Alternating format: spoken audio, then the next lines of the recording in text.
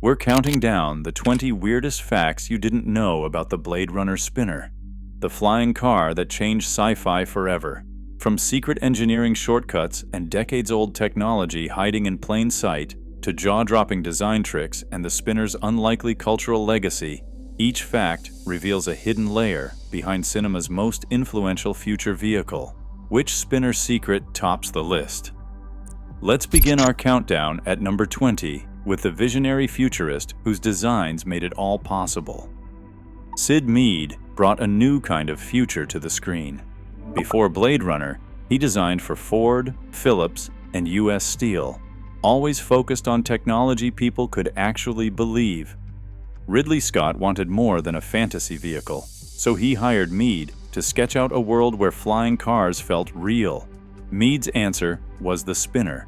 No helicopter blades, no magic tricks, just a sealed, aerodynamic machine with visible turbines and rugged details that looked engineered, not imagined.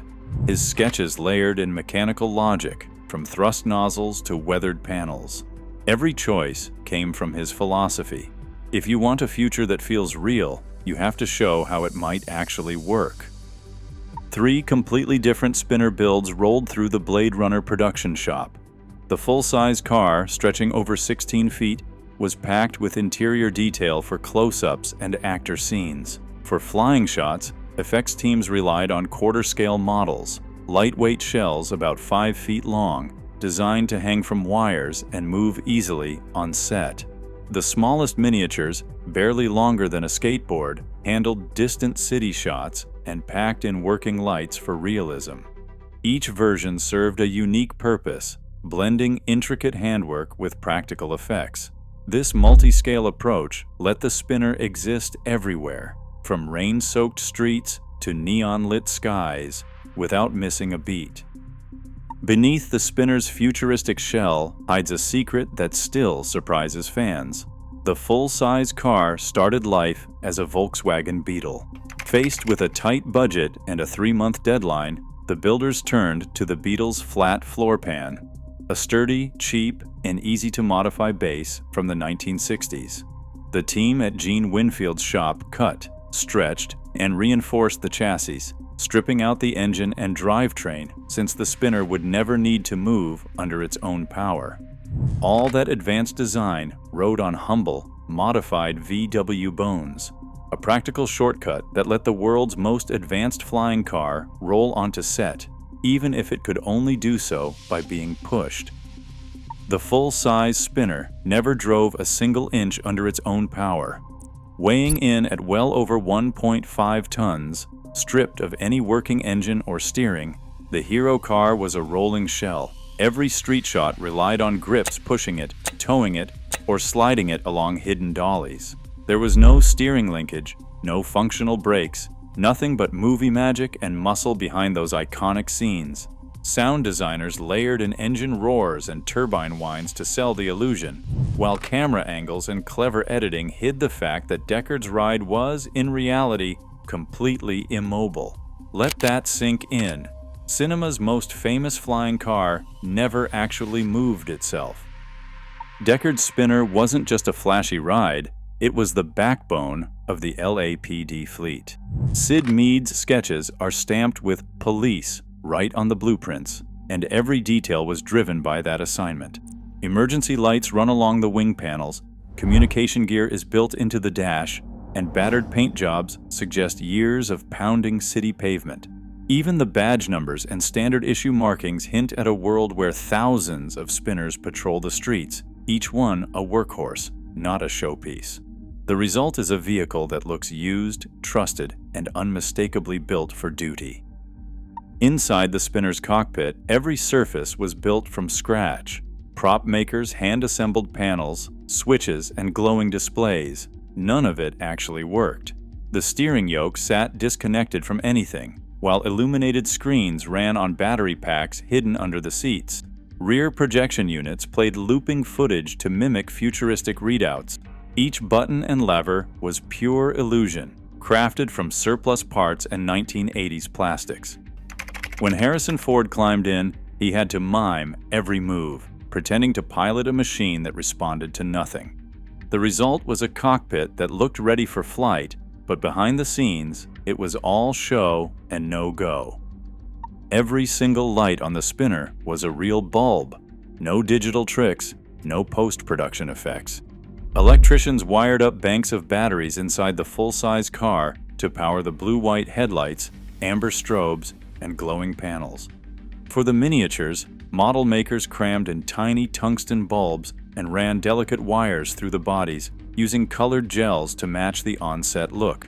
Each scale required its own wiring diagrams and constant repairs, with blown fuses and dead bulbs a daily headache. The result? Every flash and glow on film was captured live, grounding the spinner's futuristic look in real, working technology. To make the spinner fly through Los Angeles, effects teams turned to motion control rigs, precision machines that could repeat the same camera move again and again. Doug Trumbull's crew programmed the icebox system to synchronize every axis. The camera tracked, panned, and tilted, while the miniature spinner, loaded with working lights, banked and hovered on motorized arms. Each pass captured a different element: model, lights, city, even rain, using VistaVision cameras for maximum detail. By stacking these layers in perfect alignment, they created flight shots that looked seamless and kinetic, all built from real models and computer-driven choreography. Blade Runner's vehicle team had just 3 months to go from Syd Mead's sketches to finished, camera-ready spinners. Design and fabrication happened side by side, with crews pulling double shifts and decisions made on the fly. When a fiberglass mold cracked late one night, fabricators patched it before sunrise. No time for new parts or approvals.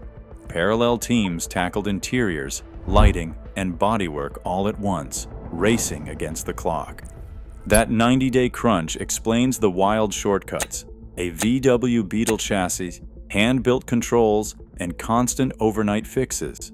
Every compromise was driven by the relentless countdown to filming. Every spinner flight shot started with a blue screen, but getting those city scenes to look seamless took old-school wizardry. Effects teams shot up to a dozen separate passes for each moment: spinner, cityscape, lights, even rain. Each element filmed alone with precise motion control rigs. On the Oxbury optical printer, technicians stacked these layers by hand, matching registration marks and scribbled timing sheets. But blue spill crept onto the spinner's reflective body, leaving ghostly edges and fringing. Every composite lost sharpness, with each new layer risking more grain and artifacts. The result? Hours of airbrush touch-ups and manual matte fixes, all to make the spinner's flight feel effortless. Ridley Scott insisted on constant rain for every exterior scene, turning the spinner's set into a downpour day and night. This choice wasn't just for atmosphere, it created real headaches for the crew. Water soaked into the fiberglass body, softening paint and warping panels. Electricians scrambled to waterproof the car's wiring, sealing connections with tape and plastic, but short circuits still plagued the lights. Rain towers pumped thousands of gallons overhead, drenching everything and forcing the team to fix leaks between takes. Yet the same rain that threatened the spinner's survival also gave it new life on film. Reflections off wet pavement blurred the line between prop and city, hiding matte seams and optical flaws. The spinner's blue-white lights shimmered in the puddles, turning technical challenges into the film's most iconic visual signature. The spinner's most convincing trick wasn't hidden under the hood, it was right on the surface. Syd Mead's blueprints didn't just slap on some jet pods, they mapped out a full thrust vector system, complete with exposed turbines and nozzles that looked ready to rotate for vertical takeoff or high-speed flight. Each duct and nozzle was painted with streaks and heat stains, as if they'd survived years of real engine blasts. Articulated joints and weathered metal edges gave the spinner a sense of mechanical truth, tricking engineers and fans alike into debating how the system might actually work. Every visible detail, from the scorched paint around the intakes to the layered exhaust ports, sold the fantasy. that this was a machine built for the streets and the skies, not just a movie prop, but a blueprint for the future. After filming Wrapped, the original spinner didn't cruise into a place of honor. It vanished into the shadows of Hollywood storage. Warner Brothers kept the hero car in a warehouse, racking up storage fees as the years dragged on. The fiberglass body, never built to last, began to crack and peel. Electrical systems corroded, and the once glossy paint faded under layers of dust. Ownership became a question mark. Rumors swirled about private sales, disputed claims, and missing paperwork. Collectors whispered about its whereabouts, but no one could produce clear records. By the time restoration teams tracked it down, the spinner was a relic, rust blooming on the Beetle chassis, interior panels warped, and every sign of its movie star past nearly lost. The real drama played out far from the screen, setting the stage for a rescue mission that would test every ounce of prop-saving ingenuity. Restoring the spinner for museum display was nothing short of a rescue operation. Decades in storage had left the fiberglass body cracked, with panels warped and paint faded far from its original 1982 finish. Conservators began by recasting damaged sections, using new molds to match the body's complex curves. Finding authentic Volkswagen Beetle parts was its own challenge. Each piece had to fit a chassis that had been stretched and reinforced in ways no factory manual ever described. Rewiring the lighting meant tracing corroded circuits and rebuilding the electrical system from scratch, often relying on old set photos and curator notes as blueprints. Even the paintwork required matching the exact shade and weathered look from the film. To display the spinner as if it were hovering, staff engineered hidden floor supports beneath the car, preserving the illusion of flight for a new generation of fans. Demand for the spinner didn't end with the credits. Across the world, fans poured thousands of hours and dollars into building their own screen-accurate replicas. Some projects start with a VW Beetle chassis, just like the film, while others use custom tube frames to support fiberglass shells. Builders study every frame of Blade Runner, hunting for details to match the cockpit, lighting, and weathered paint. The cost? Top-tier replicas can run over $100,000, sometimes more if you want a drivable version, complete with working lights and moving doors. There are static display models, street-legal builds, and even wild attempts to make spinners fly using drone technology. Warner Brothers has sent cease and desist letters to some makers, but the replica movement keeps growing. For many fans, building a spinner isn't just about owning a piece of movie history.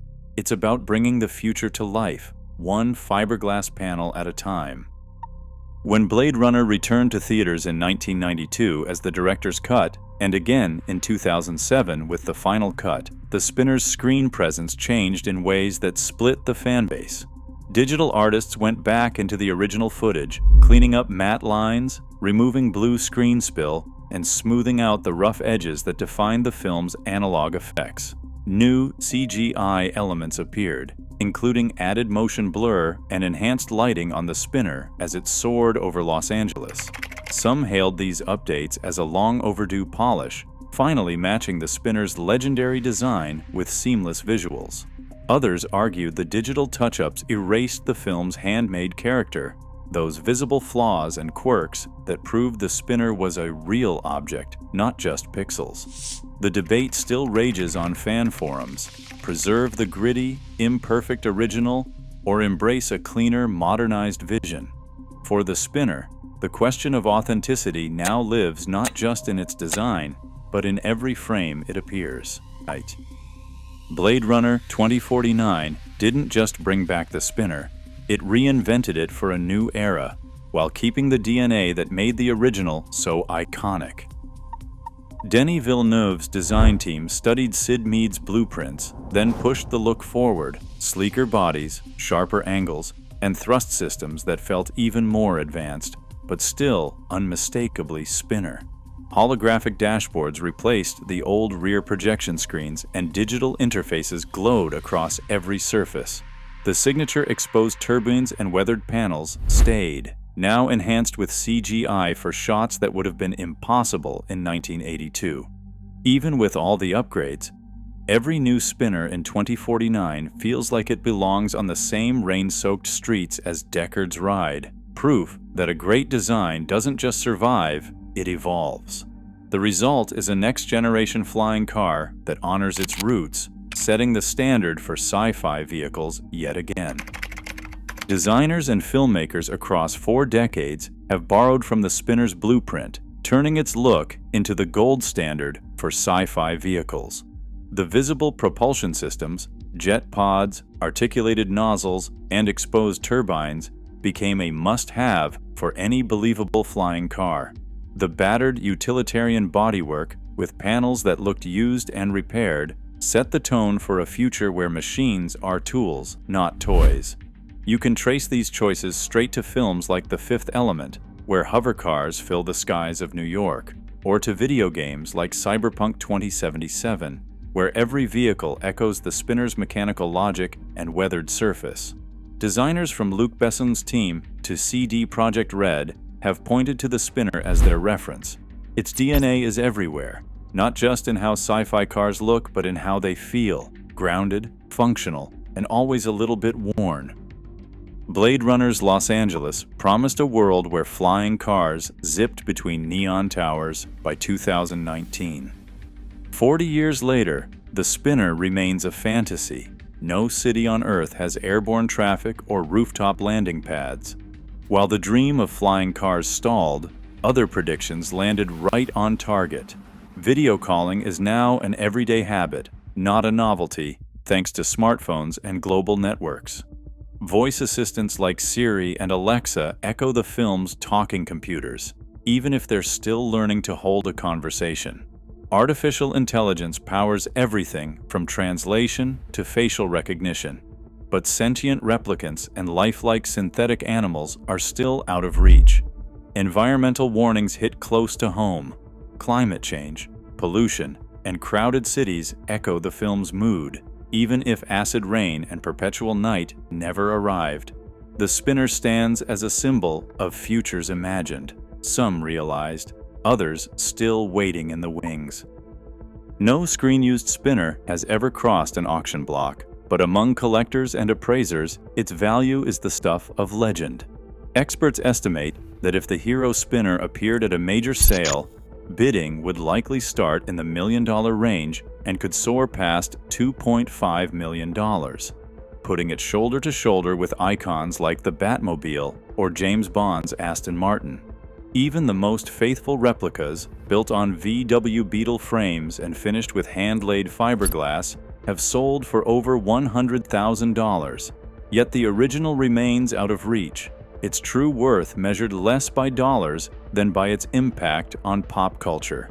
The spinner consistently lands on lists of the greatest movie vehicles ever made, praised for its influence on everything from The Fifth Element to Cyberpunk 2077. The irony is impossible to ignore. A non-functional prop, built in a rush on a 1960s economy car chassis, now stands as the most valuable and recognizable flying car in film history. That's the legacy of the spinner. Proof that imagination, not horsepower, is what makes a legend. From Syd Mead's visionary design at number 20 to the spinner's multi-million-dollar legacy at number 1, these 20 weird facts peel back every layer of cinema's most influential flying car. The most shocking revelations, like the VW Beetle chassis hidden beneath the futuristic shell, and the fact the spinner never actually drove, show how tight deadlines and budget forced ingenious shortcuts. Across all entries, a clear pattern emerges. Authenticity was achieved not through high-tech wizardry, but through practical effects, handmade details, and relentless problem-solving. The spinner's impact goes far beyond Blade Runner, setting the template for sci-fi vehicles for decades and even inspiring real-world attempts at replication. Ultimately, this list proves that the world's most iconic cinematic technology was built from constraint, illusion, and craftsmanship. The real legacy of the Blade Runner spinner isn't just its design, but the lasting power of bold imagination meeting real-world limits, and the enduring allure of a future that, in many ways, never arrived.